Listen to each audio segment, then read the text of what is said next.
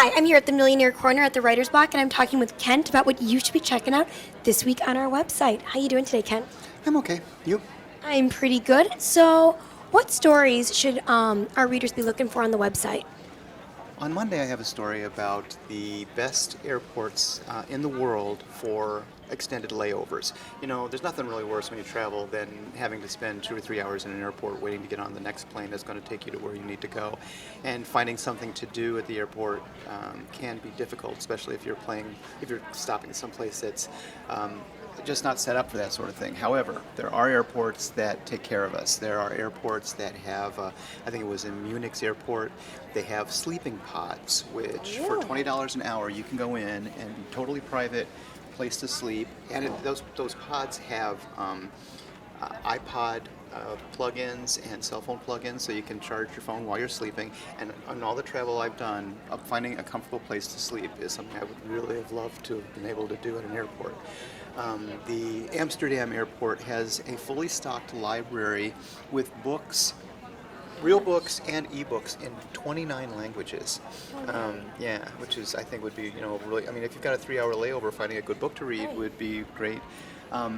This will be of interest to you. Heathrow Airport in London has a 110,000 square foot Harrods store. No way. And they also offer, for a fee, a personal shopper who will help you go around through all the other shops at the airport and get whatever you need for, your souvenir cups and things. I mean, that would make it so much less miserable. Instead of being like, okay, what are we going to do for 3 hours? Let's just sit and eat Cinnabons. Right. And watch the time. I mean, it's like watch the time. I Let's checked go. the clock 5 minutes ago, and it's still 5 minutes later. Right. Let's go do something as a family or with your partner, and you could go to the Harrods and shop all the stores, or if you wanted to take a nap because you're traveling for business, you could. I think that's something that people would be really interested in. Yeah, the Hong Kong airport has a regulation-size 9-hole golf course outside of the terminal, but you go through security, Yeah. and then outside of that area is a full golf course where you can sit and play 9 holes of golf. Takes about an hour and a half to do, and then you can go in, and it also offers, and several of these major airports offer, free showers. Now, I don't know exactly how that works. Right. I don't know exactly where it's just a shower stall in between the McDonald's and the Wendy's or what, Right. but they offer, shower capabilities, which should, if you're going to go out and play golf and the weather in Hong Kong is such that you would want to have a shower before you fly, that would be great. And again, I had a layover once in Detroit, was 14 hours. I could have used a shower at some point during that 14 hours, I'm sure. Right. Again, restaurants, Heathrow has 105 restaurants in it. So a lot of airports are really giving thought to the idea, especially now because flights are so much more. There's less flights. There's more people flying. The layover situation is greater. You're spending more time at airports, so most airports are trying to find something more for you to do rather than just sit there and complain about the fact that your flight hasn't come in yet.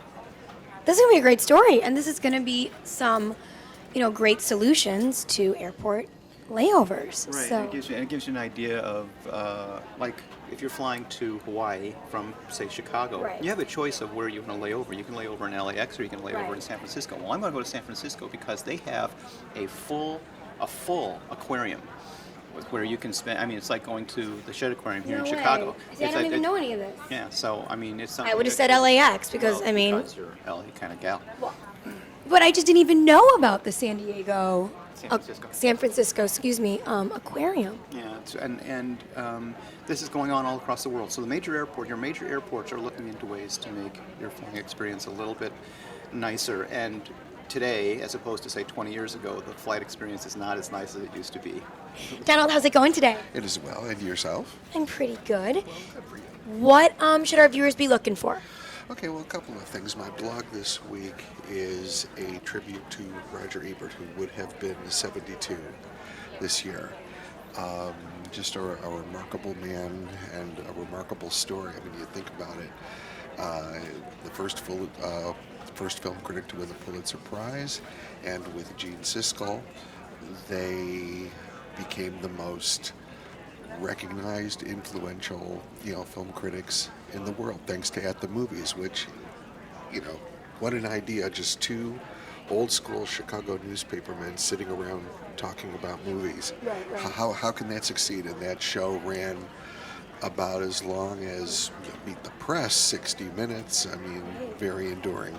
And it was the honor of my lifetime. I was invited to write for his website. Wow. I became one of his, this was another thing about him, I became one of his stable of writers from around the world. And yeah, I mean, if you think about this, you know, his website is, you know, prime real estate, but he chose to share it with writers and reviewers from around the world because he wanted those diverse opinions, the diverse voices. He wanted to expand the conversation on film. So that's in the blog. Well, that's going to be a great story. Yeah, it's kind of cloudy out today, and don't really need my sunglasses, but next week maybe the sun will shine, and for people wearing sunglasses, what should they know? Well, funny you should ask because my blog is about sunglasses this week, and we talk about all different kinds of sunglasses, and we talk about mostly a survey that I did of women that I am friends with. I sent it out to like 30 women, and 12 got back to me, and they're all different kinds of women. They're around the same age. I would say maybe 25 to 45. So in that age group that can afford to buy anything from $100 pair of sunglasses to $400 pair of sunglasses. And I talk about what they like and what they don't like. And it was actually really interesting to me how much they're alike versus different, and how many people tend to gravitate towards the same brand of sunglasses and same price point, which I was a little flabbergasted by because each of these women are so different. So you're going to want to stop by this Monday to check out my blog on sunglasses. Anything else you have to input about sunglasses, Donald? No, you lost me on the $400 pair of sunglasses.